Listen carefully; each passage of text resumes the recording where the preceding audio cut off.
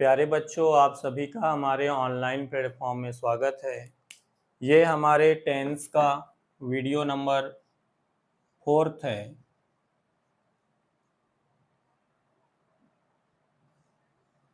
ये वीडियो आपके लिए तब यूज़फुल होगा जब आप हमारे इससे पहले टेंस के तीनों वीडियो को देखेंगे।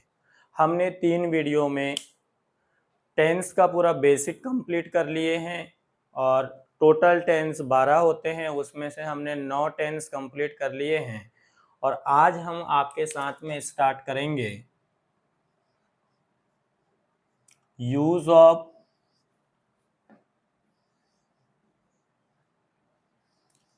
परफेक्ट, और इस परफेक्ट के साथ में जुड़ जाता है कंटिन्यूस टेंस।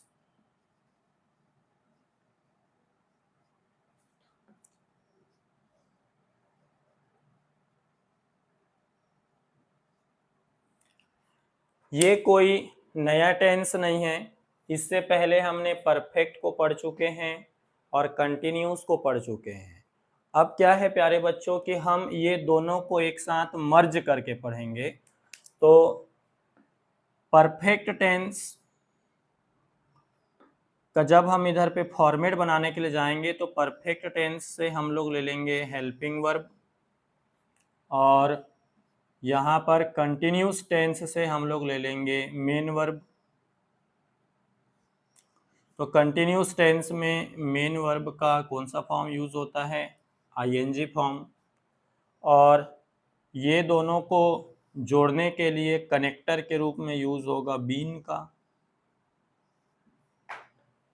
ये आपको फॉर्मेट बताया जा रहा है।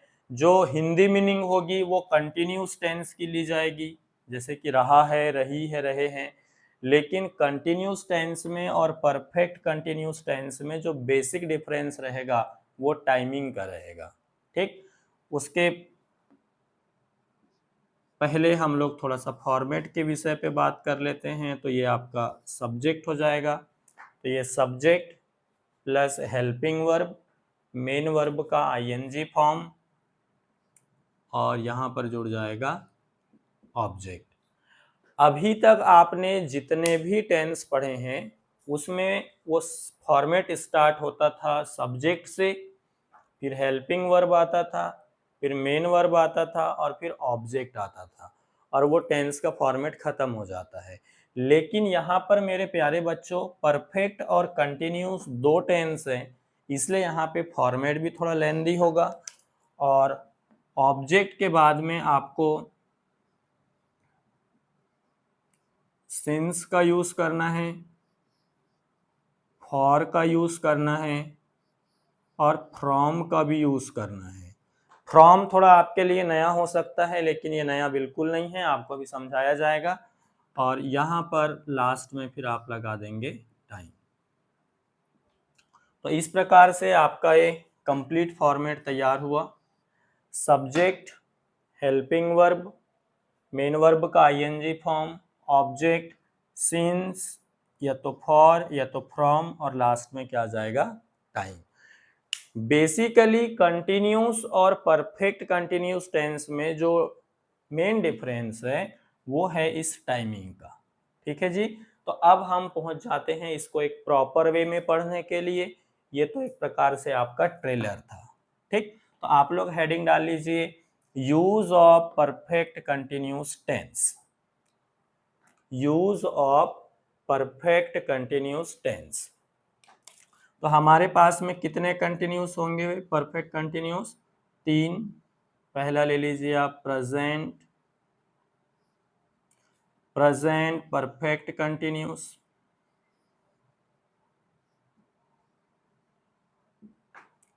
Number 2 past perfect continuous.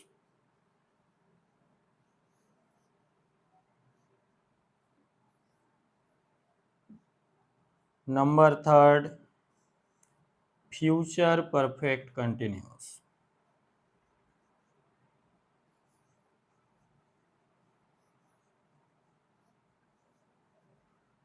ये 3 हमारे पास में टेंस है। इसकी हिंदी मीनिंग की बात है तो ये कंटिन्यूस टेंस की हिंदी मीनिंग ही रहती है।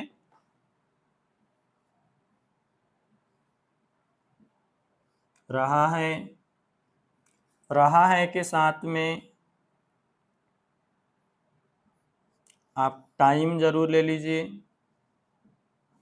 आप इस पे आगे और जोड़ सकते हैं, रही है, फिर आप ऐसे ही जोड़ सकते हैं, रहे हैं, और सबके साथ में आपको प्लस करते चलना है टाइम जरूर आएगा इसमें। तो ये आपको मैंने एक तरीका बता दिया लिखने का। अब आपको मैं बोलकर बता रहा हूँ, आपको नोट डाउन करना है अपने नोटबुक में।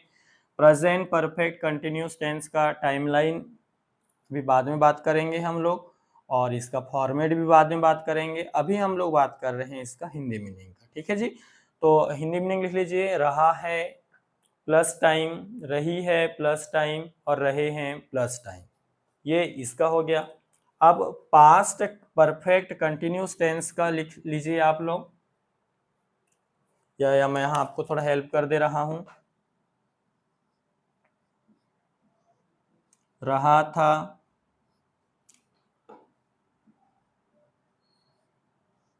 रही थी,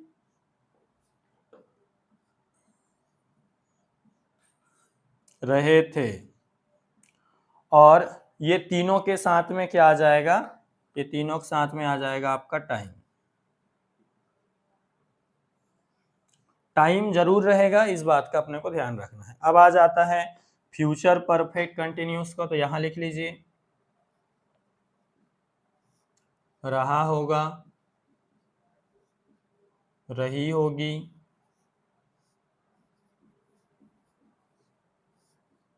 और रहे होंगे। इसमें भी आप लोग प्लस कर लेंगे टाइम को। एक बार फिर से अच्छे से देख लीजिए, और रिवीजन के पर्पज से आज हम लोग परफेक्ट कंटिन्यूस टेंस चालू कर रहे हैं। इसमें से सबसे पहले आपको बताया गया फॉर्मेट कैसे बनाते हैं। तो परफेक्ट टेंस से हेल्पिंग वर्ब लिया जाता है, कंटिन्यूस टेंस से मेन वर्ब लिया जाता है, स्टार्टिंग में आपको सब्जेक्ट मिल जाता है, यहाँ पर आपको ऑब्जेक्ट मिल जाता है। अभी तक जो आपने 9 टेंस देखे हैं, तो 9 टेंस में क्या होता था कि फॉर्मेट खत्म हो जाता था ऑब्जेक्ट में। लेकिन यहाँ प्यारे बच्चों आपको सिंस, फॉर और फ्रॉम को तीनों को पढ़ना है, और ये तीनों के साथ में हम किसका यूज करेंगे, टाइम का भी यूज करेंगे। अब हम हिंदी मीनिंग देख लेते हैं। प्रेजेंट परफेक्ट कंटिन्यूस टेंस की हिंदी मीनिंग हो जाती है रहा है, रही है, रहे हैं, और ये टाइम।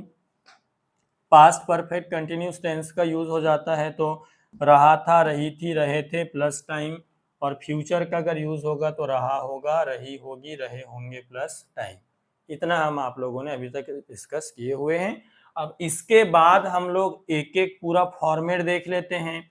प्रेजेंट का फॉर्मेट क्या होगा, पास्ट का क्या होगा, फ्यूचर का क्या होगा, और उसके बाद फिर आप लोगों को पढ़ाना हम चालू करेंगे सिंस का यूज, फॉर का यूज और फ्रॉम का यूज। ठीक है जी, चलो देखते हैं। ये दिल तुम बिन कहीं लगता नहीं, हम क्या करें, तुम ही बताओ हम क्या करें।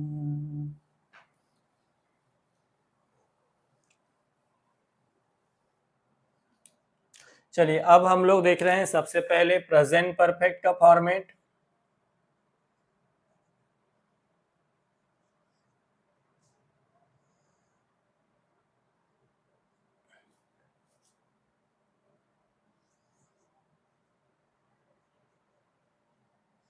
Present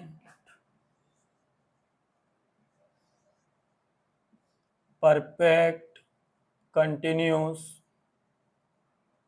tense.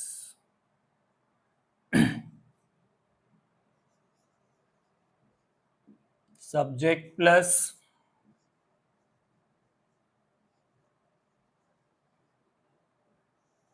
हैज बीन या हैव बीन,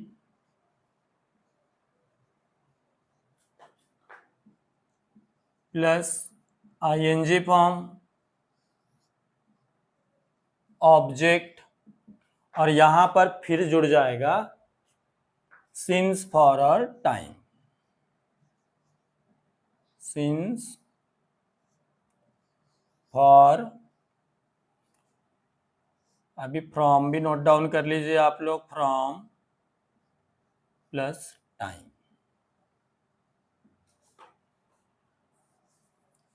ये आपका पहला कंप्लीट हुआ। यहां से आप लिख लीजिए हैज बीन का यूज होगा ही, सी, इट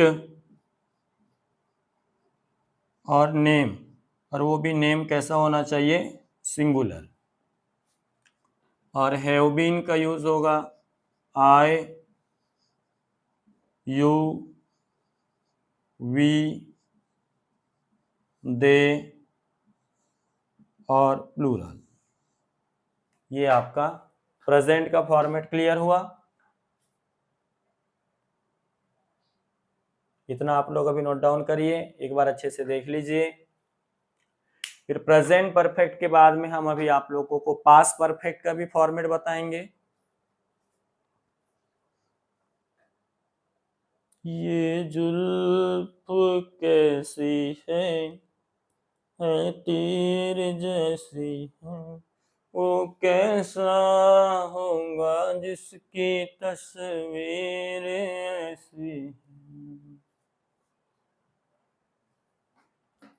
तुम मुझे पसंद हो, क्या मैं तुम्हें पसंद हूँ, बोलो बोलो, क्या तुम रजामंद हो, हाँ मैं रजामंद हूँ।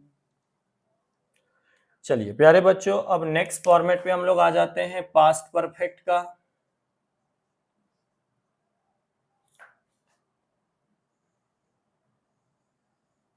अब पास्ट परफेक्ट में आपको सिर्फ एक ही चेंज करना है, जहां हैव बीन और हैज बीन लगता था वहां पर आप किसका यूज कर देंगे, हैड बीन का।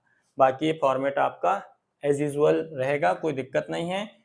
और एक ही हेल्पिंग वर्ब है तो पूरे सब्जेक्ट के साथ में हम हैड बीन ही लगाएंगे, और बाकी का फॉर्मेट सब इधर जैसे का वैसा रहेगा। चलो नोट डाउन करते चलिए।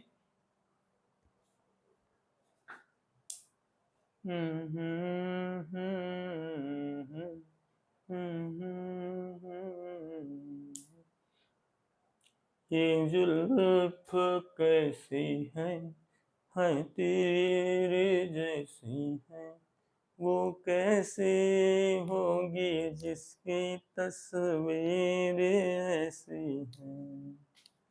चलिए अब हम आ जाते हैं फ्यूचर के तरफ। ये हो जाएगा आपका फ्यूचर परफेक्ट कंटिन्यूअस टेंस।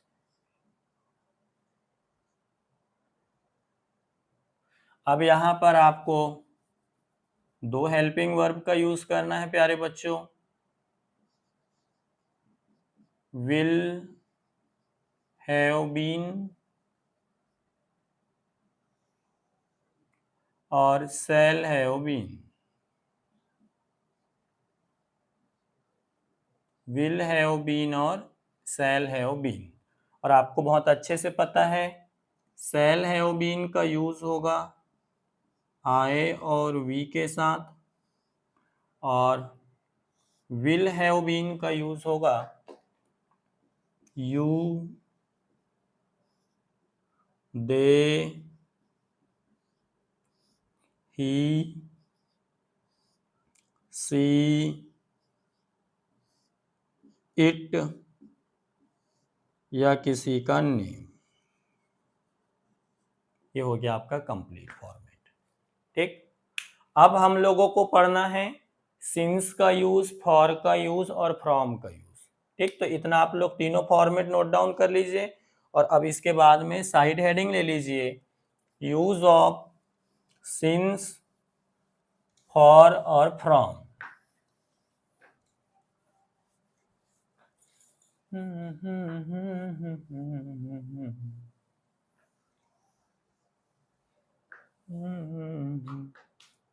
चलिए जी, अब ले लीजिए यूज ऑफ सिंस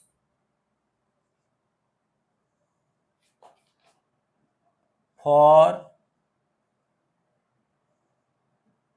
और फ्रॉम।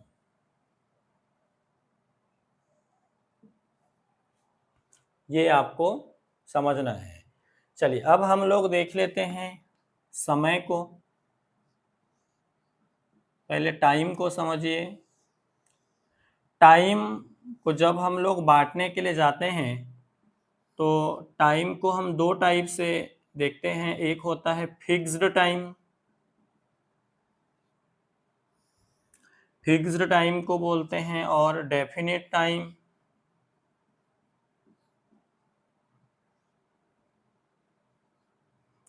इस डेफिनेट टाइम को और बोला जाता है सर्टेन टाइम।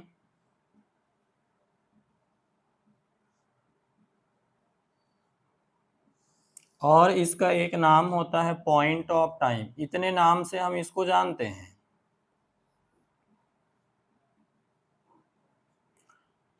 और हिंदी में अगर आप लिखना चाहेंगे तो हिंदी में क्या हो जाएगा, निश्चित समय।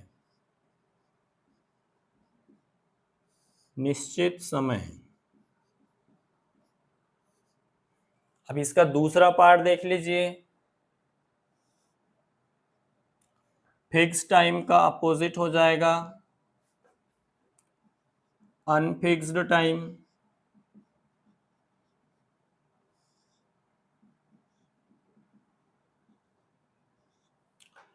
डेफिनेट का अपोजिट हो जाएगा, आप भी साथ में बोलते चले, इनडेफिनेट।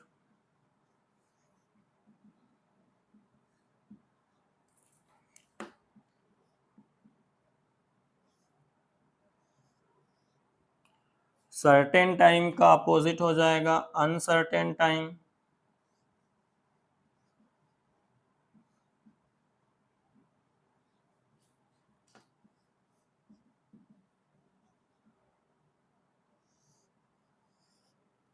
और पॉइंट ऑफ टाइम का अपोजिट हो जाएगा पीरियड ऑफ टाइम।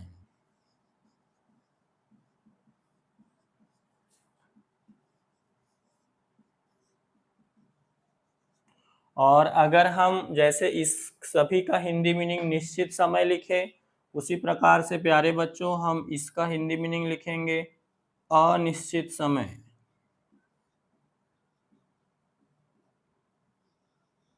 अनिश्चित समय। अब एकदम बेसिक अगर मैं बोलूं तो निश्चित समय को रिप्रेजेंट करने के लिए यूज किया जाता है सिंस का, और अनिश्चित समय को रिप्रेजेंट करने के लिए यूज किया जाता है फॉर का। ठीक, निश्चित समय के लिए सिंस का यूज होता है और अनिश्चित समय के लिए फॉर का यूज होता है। यहाँ पर जो सिंस और फॉर का यूज हो रहा है तो इनका पार्ट ऑफ स्पीच प्रेपोजिशन है, क्योंकि सिंस और फॉर दो तरीके से यूज होते हैं। प्रेपोजिशन की तरह भी यूज होते हैं और कंजक्शन की तरह भी यूज होते हैं। तो यहाँ पर जो हमारा ये सिंस और फॉर यूज होगा, ये कैसा यूज होगा, एज अ प्रेपोजिशन। ठीक है जी, ये आप इतना पहले लिख लीजिए। अब इसके बाद में फिर हम सबसे पहले पूरा सिंस को पढ़ेंगे, फिर हम लोग फॉर को पढ़ेंगे और फिर हम लोग फ्रॉम को पढ़ेंगे। चलिए।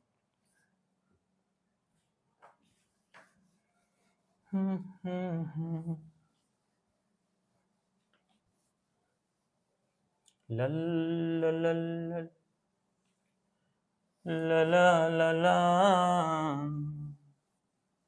ना ना ना ना हुसैबा हुसैबा हुसैबा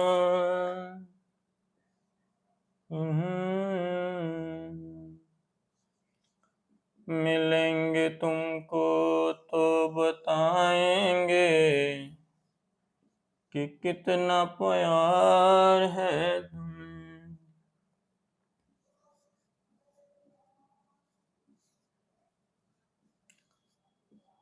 point of time. Point of time का मतलब है अगर आपको टाइम AM में मिले, अगर आपको टाइम PM में मिले, अगर आपको टाइम o'clock में मिले, तो ये सबके साथ में हम किसका यूज करेंगे? सिंस का। AM का फुल फॉर्म होता है आंट मेरिडियम, PM का फुल फॉर्म होता है पोस्ट मेरिडियम। हिंदी में AM को बोलते हैं अपरवाहन और PM को बोलते हैं पूर्वाहन। इसका एक एग्जाम्पल ले लीजिए। इट हैज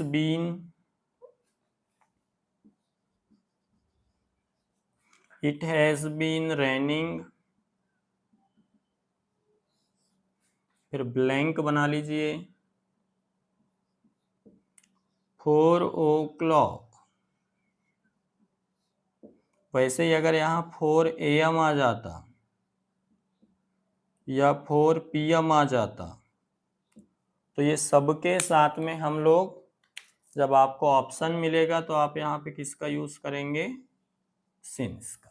ऐसा ये आपका पॉइंट ऑफ टाइम, इसका यूज नंबर फर्स्ट है। थ्योरी भी लिख सकते हैं आप। अगर टाइम AM में, PM में या o'clock में दिया हो तो उसे हम फिक्स टाइम मानते हैं और उसके साथ सिंस का यूज किया जाता है, इस प्रकार से। ठीक है बेटा।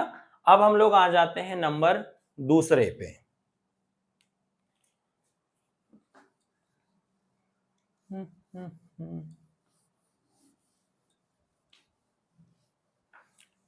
दूसरे नंबर पे आप लोग लिखेंगे name of day.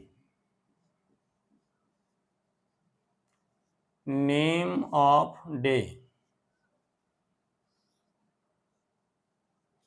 Name of day मतलब एक वीक में कितने डेज होते हैं? 7 डेज होते हैं। वो 7 डेज में से किसी एक भी डे का नाम अगर आपको दिखता है तो आप लोग जो है किसका यूज करेंगे? सिंस का। Example, I have been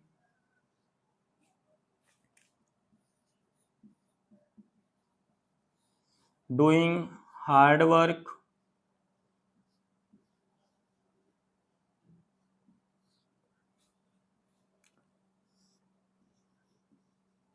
Sunday. तो आप जैसे संडे को देखते हैं तो आप इसको नेम ऑफ डे मानकर आप यहाँ पर किसका यूज कर सकते हैं? सिंस का। इसके बाद में आप लोग लिखेंगे, ये आपका सेकंड होगा और ये आपका थर्ड होगा। Name of month. Name of month में लिखा जा सकता है 12 महीने के पूरे नाम, जैसे जो भी आपको लिखना हो।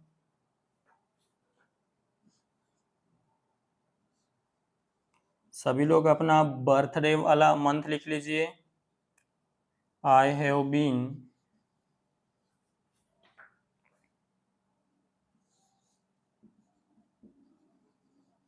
Living here blank October. तो आप 12 महीने में से कोई भी महीने का नाम लिख सकते हैं, ऐसे कोई दिक्कत नहीं है। तो यहाँ पर भी आप फिर किसका यूज करेंगे? सिंस का। अब ये सेकेंड, थर्ड, अब फोर्थ नंबर पे आ जाते हैं।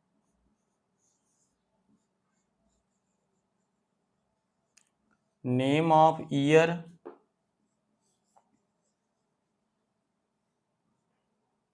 नेम ऑफ ईयर में आप कोई भी सब ईयर डाल सकते हैं। Example, I have been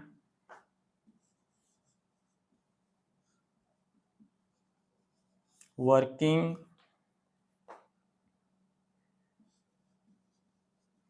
here blank 2021।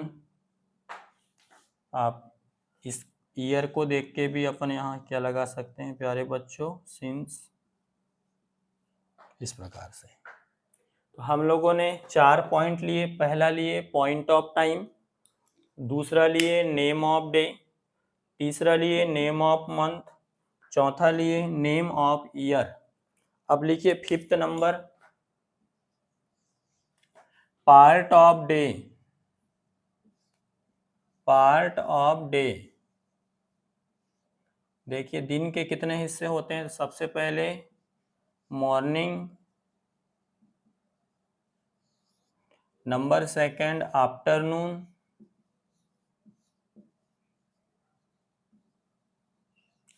Number third evening, number fourth night. ये चारों के साथ में भी आपको किसका यूज करना है, सिंस का ही यूज करना है। अब इसमें सिंस में एक पॉइंट और रह जाता है और उस पॉइंट को आप लिखेंगे, ये 5th है, 6 पॉइंट बना के उसको नोट डाउन करना है। Part of life, part of life में भी हम किसका यूज करते हैं, तो सिंस का। नंबर 6 पॉइंट बना लीजिए।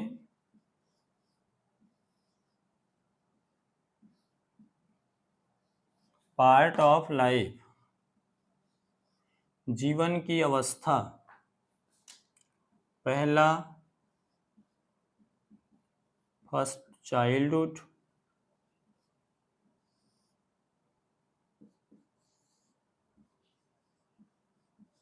बॉयहुड, लड़कों का लड़कपन, गर्लहुड, ये बालिकाओं का लड़कपन,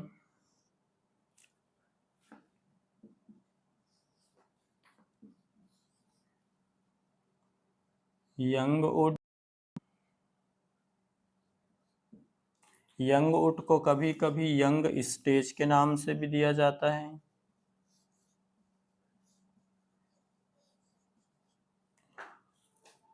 और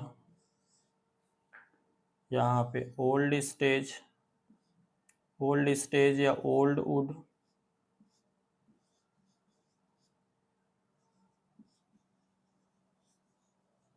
जिस प्रकार से बच्चों के लिए, लड़के के लिए हमने बॉयवुड बोला, उसी प्रकार से पितृत्व का गुण के लिए मैनहुड, और मम्मी को डेडिकेट करते हुए वुमेनहुड।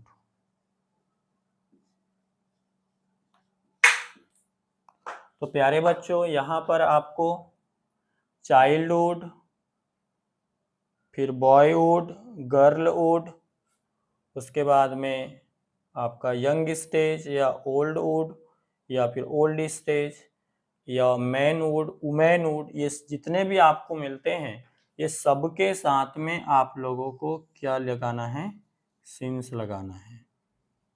क्योंकि लाइफ में एक ही बार आपको बचपना मिलेगा, एक ही बार आप लोगों का जो है किशोरावस्था आएगा, एक ही बार आपका यंग स्टेज आएगा, एक ही बार आपका ओल्ड स्टेज आएगा। ऐसा तो नहीं है कि आप जो है पूरे जीवन में 2 बार जो है यूज करते हो अपने बचपना का, कि मैं बचपन में पहले खेला करती थी, अब मैं नहीं खेला करती। ऐसा बिल्कुल नहीं होता।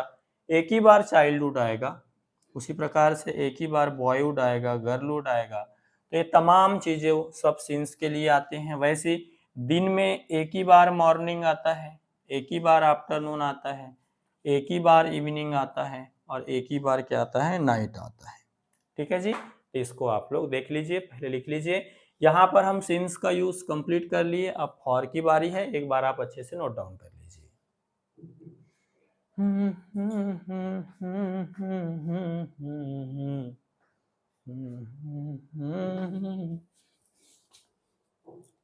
मुझको पिया ने देख लिया, हाय रे धोखे से मन की मेरे।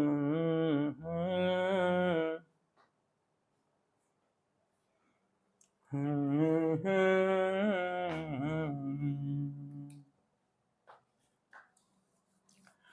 हम लोग फॉर का यूज पढ़ेंगे।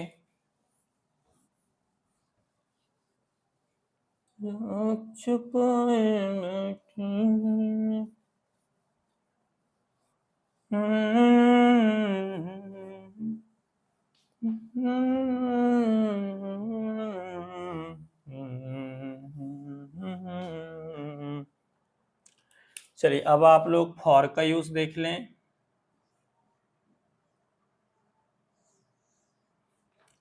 सबसे पहला unfixed time,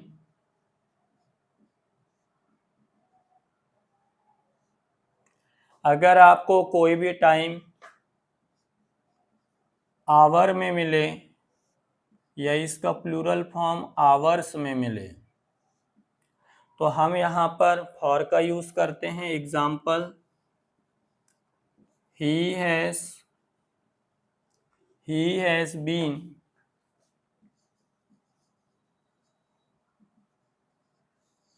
reading newspaper,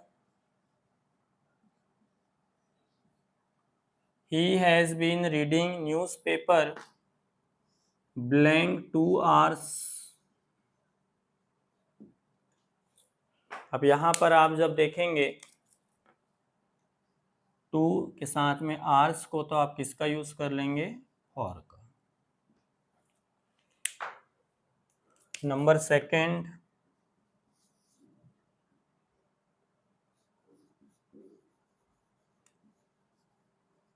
number of day. Since में नेम चलता है, फॉर में नंबर चलता है। न्यूमरल नंबर अगर आते हैं समय के साथ में तो आप फिर फॉर का यूज करते हो। फॉर एग्जाम्पल, जैसे आपको लिखा मिले 2 days, आप बचपन में एप्लीकेशन लिखते थे, याद करिए, an application for 2 days, 3 days, वो इसीलिए लिखा जाता था। एग्जाम्पल ले लीजिए,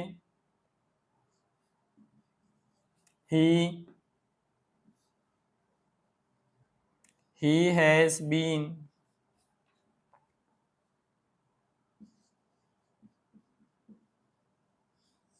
calling me, he has been calling me blank 3 days। आप यहां पर किसका यूज कर लेंगे? फॉर का। ऐसा।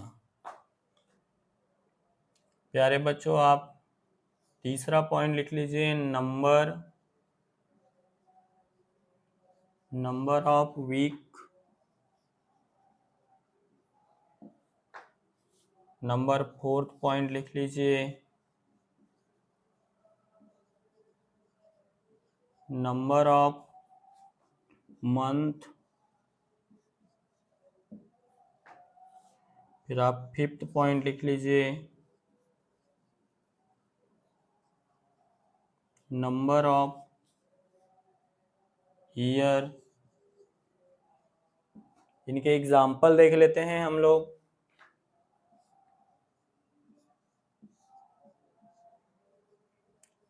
It has been raining. It has been raining blank 1 week. I have been doing social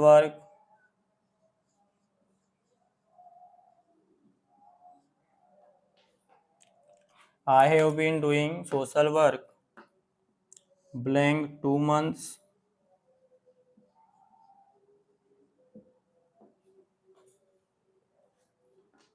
और यहाँ लिख लेंगे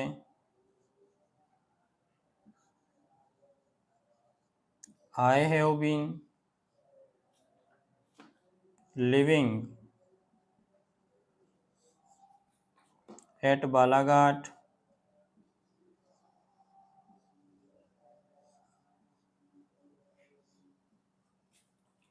ब्लैंक 10 years। तो इस कंडीशन में हम लोग किसका यूज करेंगे प्यारे बच्चों? फॉर का। तो कुल मिलाकर अगर हम लोग देखें आपके साथ में, तो अगर नेम के साथ अगर डे, मंथ, ईयर, सेंचुरी अगर जुड़ता है तो आप सिंस का यूज करेंगे, और नंबर के साथ में अगर जुड़ता है तो आप किसका यूज करेंगे? फॉर का यूज करेंगे। अब बात आ जाती है हमारी फ्रॉम का यूज। तो आपसे एक क्वेश्चन पूछा जा रहा है कि सिंस का यूज किया जाता है निश्चित समय के लिए, और फ्यूचर परफेक्ट कंटिन्यूस टेंस। तो आप बताइए, फ्यूचर में कोई भी चीजें निश्चित होती है क्या? आप बताइए सोचकर, फ्यूचर में कोई भी चीज निश्चित होती है क्या? तो आप बोलेंगे सर नहीं होती। तो इसी कारण से फ्यूचर में कोई भी चीज निश्चित नहीं होती है, इसीलिए हम फ्यूचर परफेक्ट कंटिन्यूस टेंस में सिंस की जगह पर किसका यूज करते हैं? फ्रॉम का यूज करते हैं। For example, we shall have been taking tea। अब यहां पर आया है 8 AM, और अब आपसे अगर कोई पूछा जाए कि यहां पर आपको इस 8 AM के साथ में सिंस आएगा क्या, फॉर आएगा क्या, फ्रॉम आएगा? तो आपको ये ध्यान रखना है कि फ्यूचर में कोई भी चीज क्या नहीं होती? निश्चित नहीं होती है। फ्यूचर में कोई भी चीज क्या नहीं होती है? निश्चित नहीं होती है। इसीलिए हम लोग यहाँ पर सिंस की जगह में किसका यूज कर रहे हैं? फ्रॉम का यूज कर रहे हैं। ये फ्रॉम का यूज नंबर फर्स्ट है। आप थ्योरी लिख सकते हैं। जैसा कि हम जानते हैं फ्यूचर में कोई भी चीजें निश्चित नहीं होती है, इसीलिए हम सिंस की जगह पर फ्रॉम का यूज करते हैं। प्यारे बच्चों, आपको थोड़ी पता था 2015 में कि 2020 में कोरोना आने वाला है, तो फ्यूचर तो अनिश्चित होता है, इसलिए हम यहाँ पर सिंस की जगह पे किसका यूज करते हैं? फ्रॉम का यूज करते हैं। इतना नोट डाउन कर लीजिए।